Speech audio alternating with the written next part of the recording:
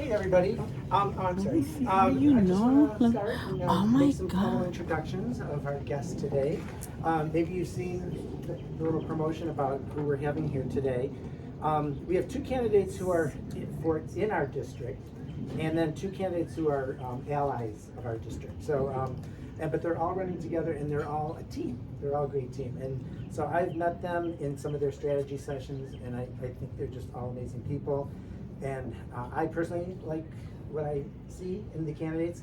As a board, we are not endorsing anybody, but I'm happy to bring these guests to us. So we have Johsie Cruz-Fletcher, who's running for the U.S. House of Representatives for the Georgia's 13th Congressional District. And we have John Sabick, who will be here shortly. And then we have Elvia Davila, who's running for Georgia State House District 108. And then they can tell you more about who they are and their backgrounds. Because they have really interesting backgrounds as well. Thank you. Yes. Thank you for having me here today. I am a grateful and thankful American. I came to the United States over 30 years ago, and I came in the right way. I waited 12 years to become American, and in the process, I learned how to think and act and become American. So I didn't want to impose anything that originated from my country. That is in the past, it stays over there, and I am here to serve and give back to the country that gave me so much. All right, this country is the best country. Believe me, this is the best country in the planet. No matter how they want to portray that this is the worst, I'm coming from Venezuela. So my story is different for what the media or some people want to portray. Is not what they're saying. Venezuela is chaos today because of the progressive socialism and communism. Venezuela is being destroyed because of that mentality. So we don't want that. I don't want that for America. So I know that many of you here are worried. But me in particular, I am upset for what's going on in America. Because I can see communism, socialism, fascism is running our cities, our counties, and our districts. And I believe this is the time that we have to take back our country. This is the time to implement the Constitution of the United States of America. This is the time to follow the Bill of Rights. And this is the time to remember the Declaration of Independence. It's time for us to take back our freedom and protect our children from total control. This is not about Democrats and Republicans anymore. This has to do with something deeper than that. So we need to put those two aside and start thinking about the future of the country, which our children will inherit. They are going to be the future leaders of our country. So I am worried, first of all, I'm worried about the borders. The borders are wide open. And you know what that situation brought to Georgia, right? Remember Lake and Raleigh? Okay, so criminals are here. They're not supposed to be here. But situation like that, we need to start thinking of the security and the safety of Americans. We need to secure and provide safety to our communities, to our cities, to our families, all right? And one way to do it is closing those borders. Take those criminals, send them back to their country. In this case, I'm talking about Venezuela. I am original from Venezuela. So you're gonna allow me to talk about Venezuela because I'm coming from over there. I am not xenophobic, okay? But this is the reality. If Maduro regime doesn't want to take them back, we can send them to Guantanamo. Until the two federal levels, that country and this country, resolve the differences so they can send them back. We need to build a wall. Definitely what's going on in our country is an example that we are losing our country, our safety, our security. The administration that is today are not providing us security, safety. Our families are exposed to what's happening in Athens. So the second thing that I am worried about is I believe that our government should be small. The way to control the government is by lowering taxes. So by lowering taxes, we lower expenses. Simple. When we have the government small, they don't get to deal with our houses. They don't get to deal with our room, with our children. They just stay over there and stay away from my pocket. Today we know the money that we are making is not enough, right? A lot of people are having part-time extra, part-time apart from the full-time, because the money they are making is not enough. So the other situation that is getting me worried. You hear me, right? Yeah. Okay. So the other thing that got me worried is the global agenda. The global agenda, who is being implemented, is destroying our identity as a nation. Is destroying our foundation. Is creating problems that we didn't have before. When I came 30 years ago, I never thought that I would listen to American hating this country. It never crossed my mind. And seeing this today is showing me that the global agenda is transfiguring our country from the bottom to the top. And in order for us to protect our identity, we need to protect the First and the Second Amendment from Washington, D.C. And this is why I'm running for Congressional District number 13. And the part that got me more disgust is the indoctrination of our children in the school system. What I'm saying with this is every parent, grandfathers, grandma, aunties, we need to start thinking how we're gonna take back the school boards. Because parents, when they participate in the election of the school board and the curriculum, that's the moment that we're gonna decide how we're gonna overturn all this craziness that they are teaching to our children, right? So I hope everybody here get inspired to participate on how we're gonna take back the school system, right? Running on the board, or just being present when they are trying to select what curriculum they're gonna teach on our children. No, I don't agree with that. And give them, like a lot of people say, give them hell. No, because with the children, you don't touch our children, right? So the other thing that parents, grandma, grandpa, aunties, that you guys could do is on May 21st, you're going to decide what candidate will be elected to represent family values. A strong family values, conservative. What I mean with being a conservative candidate is to protect America how it is. Of course, America has their faults, right? We made a lot of mistakes, but we are in the process of learning how to overcome a lot of mistakes that we did in the past. There is no country perfect in the planet, trust me. And what they're trying to teach us that America is the worst, is not. It's not, comparing with other countries like Cuba, Venezuela, Nicaragua. I'm just staying here in this side of the continent. I don't even want to go to Asia, and I don't even want to go to Europe, just here, okay? So, one of the objectives of my campaign is to motivate everybody that we need to start thinking strategically. What do I mean by that?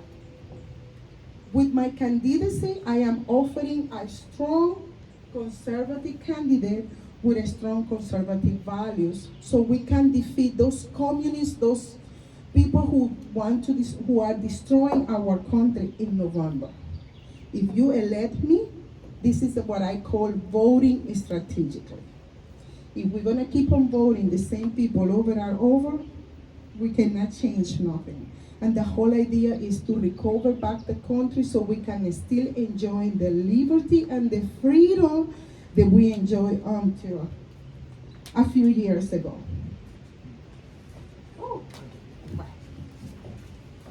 I believe that as a minority candidate for a minority majority district, I am the perfect joint and the perfect connection among all the minorities.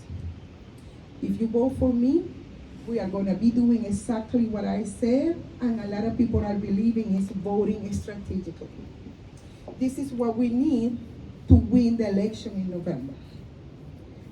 My name is Johsie Cruz-Fletcher, the Republican candidate for the 13th Congressional District, your voice in Congress.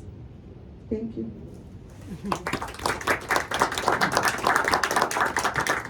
I don't know if anybody have any question. I do have some flyers that I want to give you and you. Yes, I have a question. Yes, sir. Yeah, you use the words communist and fascism, which troubles me because they're very divisive terms and Yes. they're misunderstood. In this country, we have a system of capitalism. In fact, there are many people in Congress that Bernie Sanders on one end of the socialist thing, we have too much capitalism, we have too many billionaires. We have a thriving capitalist country. Communism is an economic system which exists in Vietnam or China. Other countries, it doesn't exist here. So when people use the word communist to describe other people, such as me, it's very offensive. Okay. Secondly, when you call people fascist, what comes to my mind is Nazi Germany Yes. and Mussolini. Yes. Frankly, can you point out anything that's going on in this country Well, that when we have- resembles fascism Yeah. that it was established by Mussolini back in the So 1920s? two questions, right? Yes. Two questions. Okay, the first one, in order to communism to be implemented in a country, it has to take time, progressive time to be implemented at the end of communism. For example, Venezuela. It took them 80 years to become what is today. Since I got in United States 30 years ago, I've been seeing a lot of stuff that is leading us to communism. If you like it or you don't like the word, that's your choice. Me, I experienced communism and I can see a lot of things going on. If we want to put a Band-Aid or something in our eyes and we don't want to see it, well, that's your choice. I mean, in general, not you. I'm talking about general. When I'm talking about fascism, when you have what's going on in Venezuela, for example, Maduro, Chavez, the regime, going after political candidates or political opposition, put them in jail, all that, that is fascism. Because it's political, it's not criminal. We are seeing that today, not only with one candidate, it doesn't matter, that candidate. But let's go to other group, like people who are against abortion, they are putting them in jail. People who are conservative and the IRS are attacking them financially because they want to take them down and break them down. And that happens before with the Tea Party. The Tea Party was broken in pieces because the same action. So when you are in a country like this one, which is free, not only free, but we have freedom and liberty, and you have those actions coming against the regular people, but in this case, coming against an ex-president, and they don't even respect that situation, you just have to wait what is going to happen to me. What's going to happen to me if I say I don't agree with 10% more of taxes increase? They can come after you because you are talking against the government. My knowledge of United States, you correct me, my knowledge of United States of America is First Amendment, you can say whatever you want to say because that is guaranteed by the Constitution of United States of America. And then if you have somebody in government coming after you, after me, because what I said, that is communism and that is fascism, period. That's the way that I see it. This is how I see it. Yeah. You don't see it like that? I respect that. As a lawyer who Mhm. practices constitutional law and Mhm. First Amendment, if you're talking about the gag order that's on Donald J. I don't want Trump, to talk I'm about. just saying, I don't want to talk but about if you're him talking because about the First Amendment, no, sir, ma'am, no. if I we said- have, I didn't in say this his name. country, we There's countless have the examples. First Amendment. I don't want to am go that sorry. route, sir. I don't want to go that route. Okay, that's Let fine. me finish speaking. That's fine. Yes. You have your opinion, which I respect, and this is what I love about America. You see this, what's going on in here? I'm not gonna go after him, and I know you're not gonna come after me, right?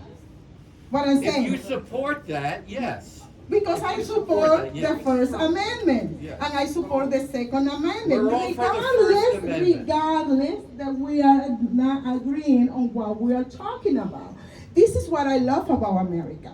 Regardless that we don't agree in I one agree. subject, we're still free to talk, to express what we live. In my case, I'm just sharing with you my experience. It's not that nobody told me. It's not that somebody told me. No, I experienced it. So my experience got more weight than somebody telling me because that person read it on the book. This is what I experienced. So I'm just sharing you what I experienced. It's up to you if you want to take it or not. We are in America, and that's what I love America. First Amendment, freedom of speech, freedom of congregation, freedom of press, freedom of even to complain. Right? You complaining? I'm complaining. I support your First Amendment rights, but we have to have civil discourse, which we don't have in this country, about very important issues instead of calling people communists and fascism. Well, we sir, don't have rights. That isn't right either. We have to have be You are civil. controlling- We have to be you civil. are controlling my freedom of speech. What you're just doing right now, you are All right. controlling my freedom of speech. Yeah. I'm not controlling your freedom of speech. Well, I then we're am not having a respecting civil you. discourse, ma'am. I'm just here to answer some questions. I already answered the question that you asked me Right. on my experience. So we can keep moving. Yes. If anyone else have any other question, so yes, sir. I think we got off on the wrong track on the definitions. She experienced communism firsthand, so she maybe is entitled to a little bit of license in how she interprets it. We don't have communism here. Communism is where the state owns industry. They own it outright. Right.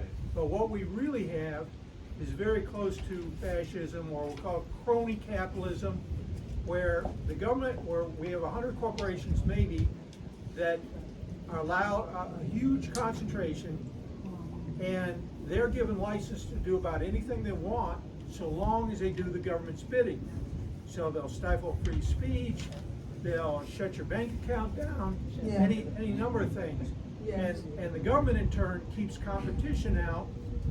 And then we hear that the government is aligned, I don't know whether you saw this or not, Amazon, Jeff Bezos' grandfather was a founder of DARPA.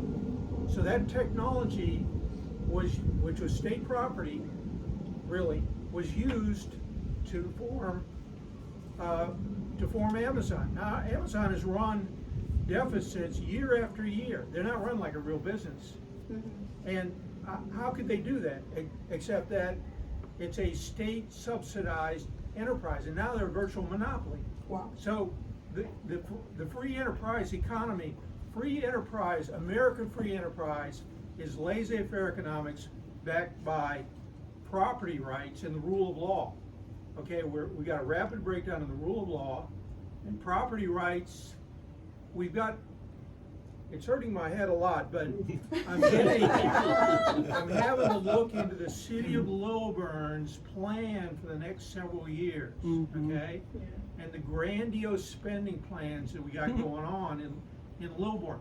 And they're talking in the vision about pruning certain businesses. Oh no, we got I don't know how many inspectors and busybodies controlling what kinds of business we're going to have. Right, it's intimidation, right, exactly. Yeah. So businesses that have earned the acclaim of the market, meaning people buy their stuff, okay, year after year. Like there's a landscape supply business on Killian Hill that's been in business a long time. Well, it's not particularly pretty, I think it's pretty, but I like the trucks behind it too, but some people don't think it looks pretty enough. But it's earned the acclaim of the market, and that's what free enterprise is about. But the problem is sad with the young people. They're talking about, they're not as well off as we are at the same stage in their life, because the economy is not productive for them. And we're not generating high value jobs because of this concentration, and because our innovation has been captured by institutions and by the likes of DARPA. So if you have a better dog brush, okay, you can probably get that patented in. But if it has anything to do with the defense establishment or something that one of these fat cats wants, you're going to be something's going to descend on your life, and if it's bad enough, they'll kill you. But you're not going to be able to enrich yourself with your idea. So that's strangling. And the concentration, if you run up against one of the big tech people, you know, they've got, you know, rules built into their agreements and so forth. You know, young guys can't readily start their businesses anymore. So it's if you look at it from an economic standpoint, the velocity of money is declining, which used to be constant a long time ago. That's how fast the money turns over every year, but it keeps going down, and that's a prime. Despite how much the stock market goes up, the real economic activity is going down. Yeah, thank you. Well, I think, any other question? But let me tell you something, sir. I will give my life for you to have the First Amendment full time. Same way for me. Okay. Same way. Okay, give me your We hand. agree on that. Come here. We agree on Come that. here. I support you. Come here. I will give I my will. life I for do. you The to same express thing. whatever you The have to same express. thing for me. And the same thing. You have a right to Oh, speak your mind. thank you so ma'am. much. I Thank agree. you. Absolutely, I support Thank that. you. Absolutely. Okay, thank you so much. Thank you. Okay. Okay, up next, we have Elvia Davila, and she, like I said, she has also a very interesting story, but she is not a candidate on our ballot this time, right? Till But- November, because I don't have primaries. Okay, so, but you will be on our November. Of course. Okay.